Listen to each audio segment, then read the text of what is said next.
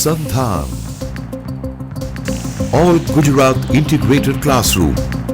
સેટેલાઇટના માધ્યમથી જોડતી કડી એટલે સંધાન.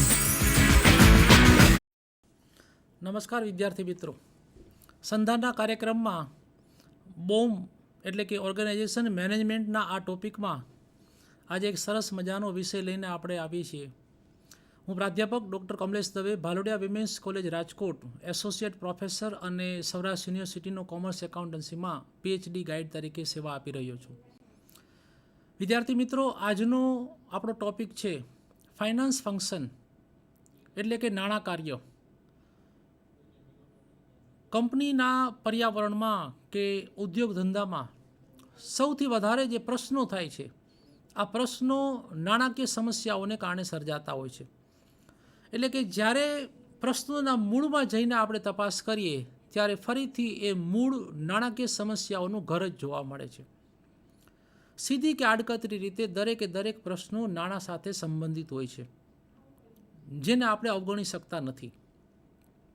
હા, એવું પણ બની શકે કે નાણાંનો પર્યાપ્ત પુરવઠો, અપૂરતો પુરવઠો કે નાણાંની છત, આ ત્રણેય પરિસ્થિતિમાં પ્રશ્નો સર્જાઈ શકે. મિત્રો, આપણને જાણીને આશ્ચર્ય થશે કે નાણાંની છતના જેટલા પ્રશ્નો છે એટલા જ અછતના પ્રશ્નો છે. પર્યાપ્ત નાણાંનો પુરવઠો પણ ખામીયુક્ત સંચાલનને કારણે કે આયોજનને કારણે પ્રશ્નો ઊભા કરે છે.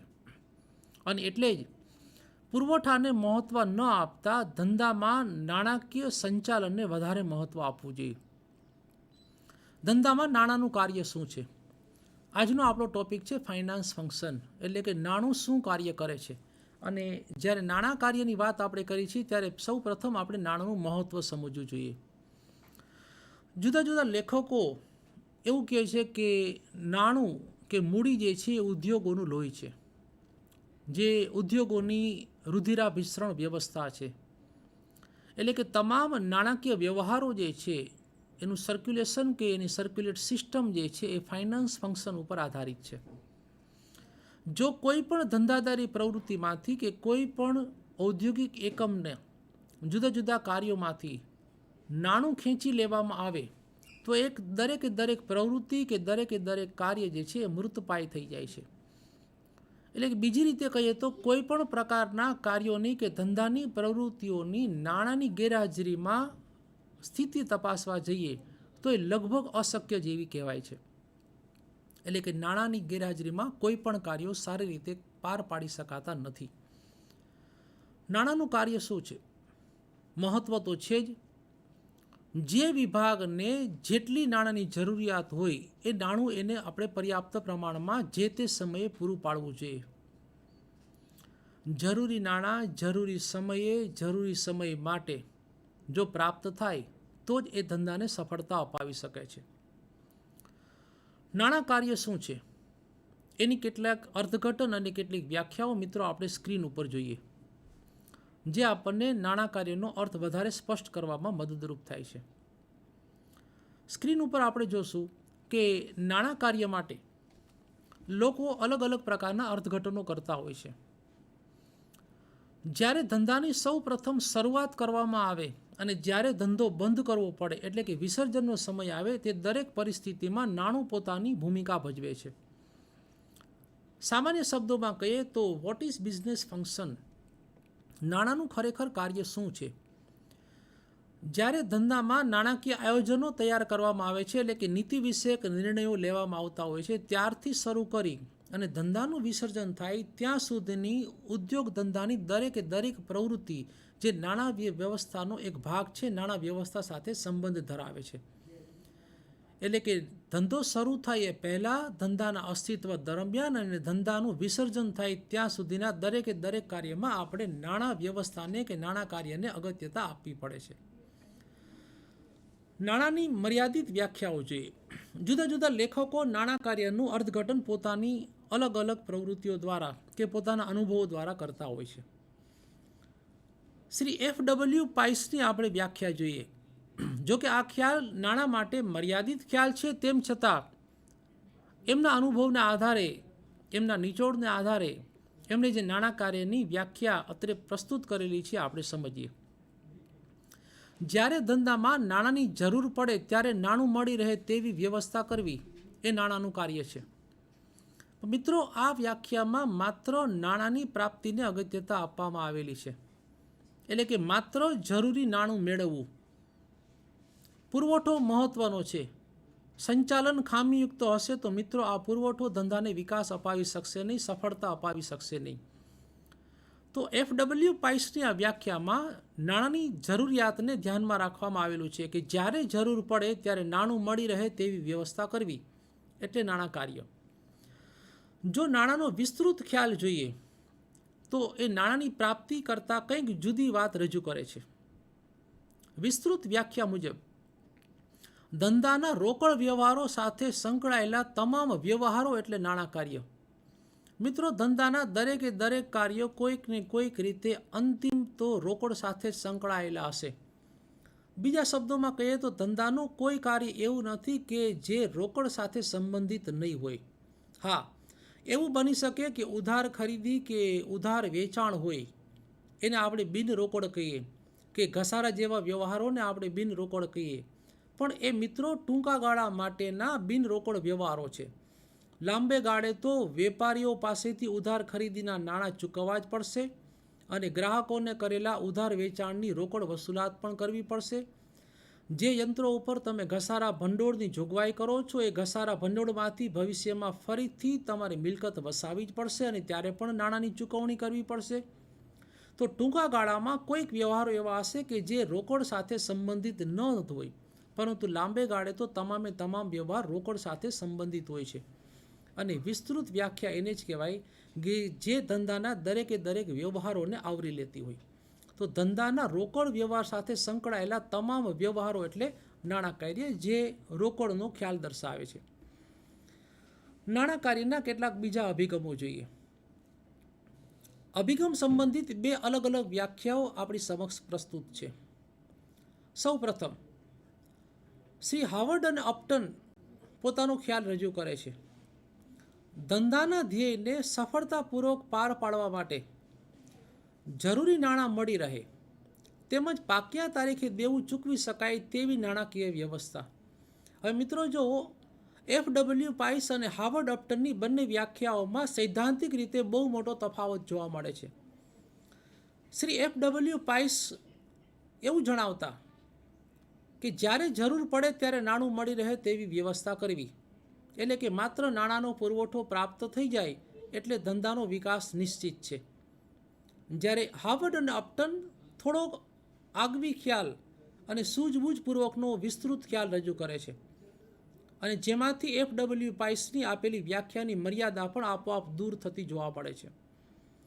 ધંધાના ધ્યેયને સફળતાપૂર્વક પાર પાડવા માટે, એટલે કે જ્યારે નાણું મેળવવા તમે જાઓ છો ત્યારે ધંધાના ધ્યેયને નજર સમક્ષ રાખીને આ કાર્ય કરો છો.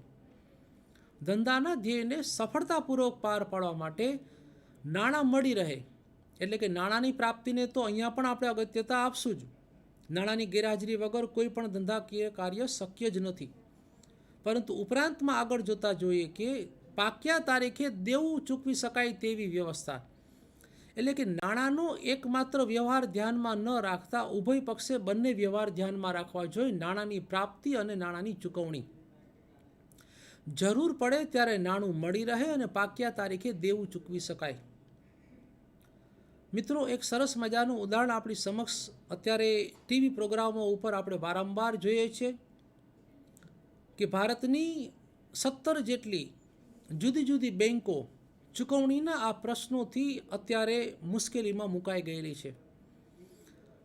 શ્રી વિજય માલ્યાએ નાણાંની પ્રાપ્તિનો ખ્યાલ તો બરોબર અમલમાં મૂકેલો છે, પરંતુ નાણાંની ચૂકવણીનો ખ્યાલ એ ભૂલી ગયેલા છે અને એને કારણે આજે 9,000 કરોડ રૂપિયા જેટલું દેવું ચૂકવવા માટે સક્ષમ નથી. જો મિત્રો ધંધાના માલિકો કે બોર્ડ ઓફ ડિરેક્ટર્સ કે નાણાકીય સંચાલકો આવી જ ભૂલો કરશે તો નાણું એને પ્રાપ્ત ચોક્કસ થશે, પરંતુ નાણું સમયસર ચૂકવવામાં એ નિષ્ફળ સાબિત થાય છે.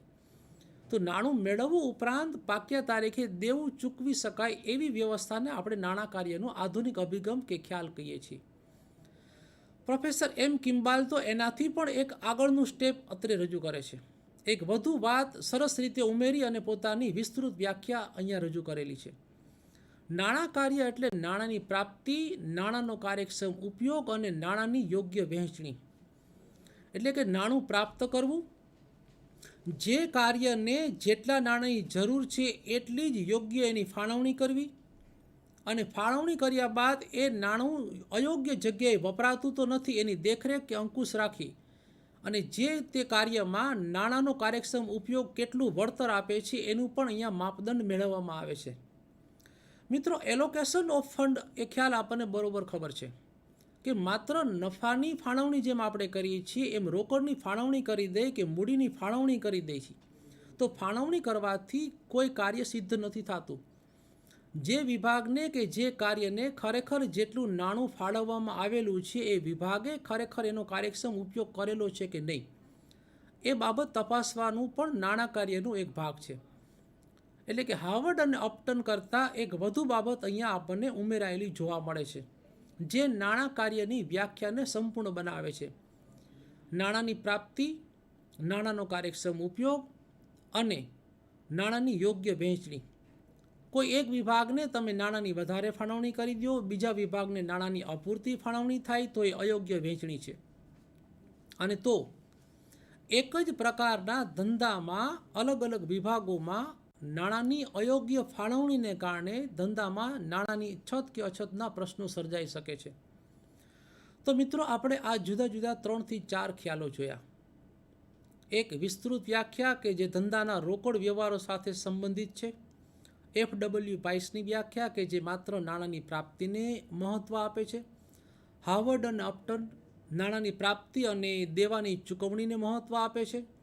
અને શ્રી કિમ્બાલ, પ્રોફેસર કિમ્બાલ નાણાંની પ્રાપ્તિ, નાણાંનો કાર્યક્ષમ ઉપયોગ અને નાણાંની યોગ્ય વહેંચણીને વધુ વિસ્તૃત રીતે સમજાવે છે.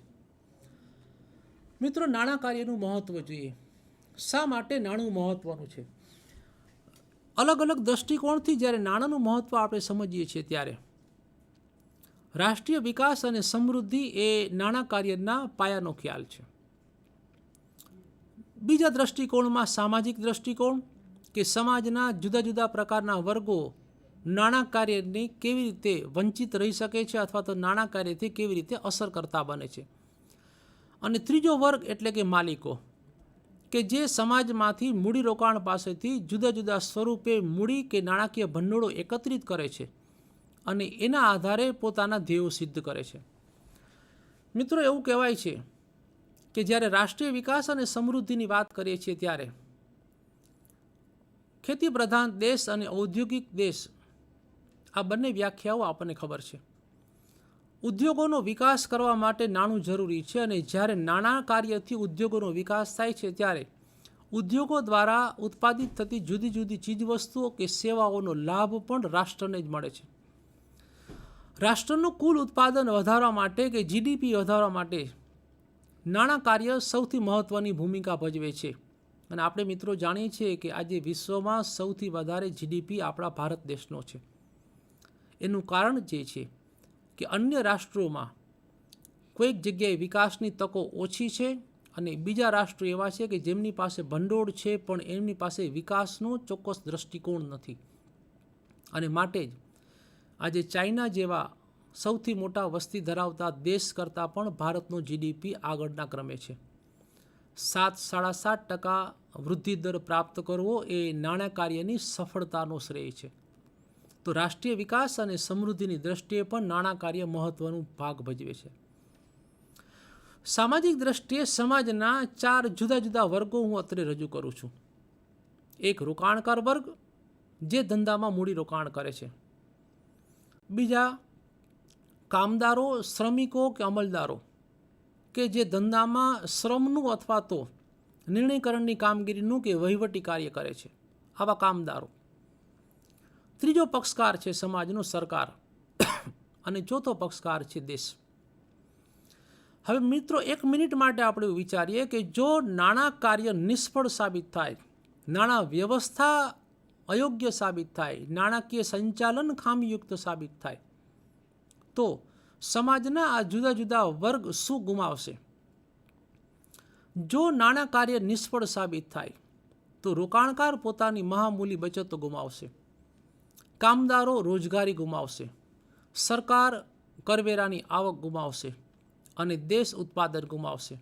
મિત્રો, આ મર્યાદા ઉત્પન્ન શેમાંથી થાય છે? તો કે નાણાં કાર્યના અયોગ્ય ખ્યાલને કારણે. જો નાણાં કાર્યના ખ્યાલને આપણે બરોબર પચાવી શક્યા હશું, જો બરોબર એનો ઉપયોગ સમજતા હશું, નાણાં કાર્યનું મહત્ત્વ સમજતા હશું, તો સમાજના આ દરેક વર્ગનો આપણે ઉત્કર્ષ અને વિકાસ ચોક્કસ કરી શકશું. ત્રીજો પક્ષકાર છે, ત્રીજો દૃષ્ટિકોણ છે, એ માલિકો છે. માલિકોના મતે મૂડી કે નાણાં ભંડોળનું મહત્ત્વ અન્ય કોઈ પણ કરતાં વિશેષ હશે. માલિકોને પોતાની પ્રતિષ્ઠાની ચિંતા હશે, માલિકોને પોતાના રોકાણકારોના વળતરની ચિંતા હશે, માલિકોને પોતાની ઉત્પાદિત ચીજવસ્તુઓની હરીફાઈની ચિંતા હશે અને માલિકોને પોતાના શેરના બજાર મૂલ્યની પણ ચિંતા હશે. કંપની વિકાસ કરવા માટે નાણાંને સાધન તરીકે જ્યારે ઉપયોગમાં લે છે ત્યારે માલિકો સૌથી વધારે ચિંતિત પક્ષકાર કહેવાય. તો આ અલગ અલગ દૃષ્ટિકોણથી નાણાંનું મહત્ત્વ રહેલું છે, નાણાં કાર્યનું મહત્ત્વ રહેલું છે. રાષ્ટ્રીય વિકાસ અને સમૃદ્ધિની દૃષ્ટિએ નાણાં કાર્ય અગત્યનું, સામાજિક દૃષ્ટિકોણથી નાણાં કાર્ય અગત્યનું અને માલિકોની દૃષ્ટિએ પણ નાણાં કાર્ય અગત્યનું છે. મિત્રો, નાણું એ એક વિકલ્પ છે, નાણું એ એક સાધન છે. સફળતાનો કે નિષ્ફળતાનો આધાર છે એ એના વપરાશકર્તાઓ ઉપર છે કે વહીવટકર્તાઓ ઉપર છે. નાણાં કાર્યને આપણે વિસ્તૃત રીતે ઊંડાણપૂર્વક સમજીએ તો આ વાત વધુ સ્પષ્ટ બનશે. મિત્રો, આપણી સમક્ષ નાણાં કાર્યનું સમગ્ર વર્ગીકરણ રજૂ કરવામાં આવેલું છે. ધંધાનું નાણાં કાર્ય બે વિભાગોમાં વહેંચવામાં આવે છે.